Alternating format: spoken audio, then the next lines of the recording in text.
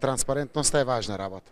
Џабе е се што работиме, ако граѓаните за тоа не знаат. Оваа изјава на премиерот е повторена неколку пати, но во пракса денешната јавна дискусија за уставните измени е само уште еден доказ дека важи, но селективно, кога се во прашање истомисленици на власта.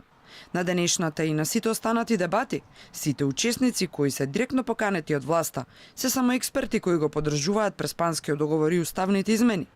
Ако процесот е транспарентен и е јавна дискусија, зошто ги нема видните уставни познавачи кои го критикуваат договорот? Имајќи го во предвид рокот, односно дека истите започнуваат само еден ден по завршување на собраниската расправа, организацијата не е едноставна, беа поканети широк спектар на говорници, помеѓу нив не би се баш согласил со твојата констатација дека има луѓе кои не размислувале поинаку од владините ставови, ги прочитав имињата на сите, дел од нив биле и активисти на опозицијската партија и високи функционери.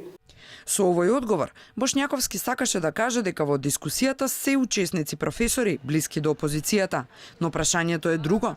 Дали ги поканивте? Ванковска, Апасиев, Силјановска? Поканети се сите граѓани на Република Македонија кои што имаат интерес.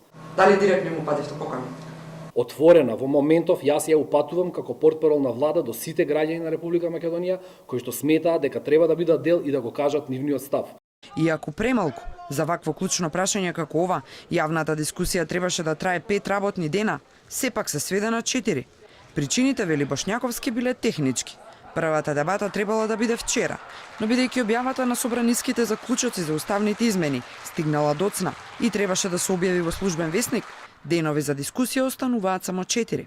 Од имињата кои владата директно ги поканила се професорите Фрчковски, Камбовски, Беса Арифи, а говорници меѓу другите се и премиерот Заев, вице-премиерот Османи, министрите Димитров и Шекеринска.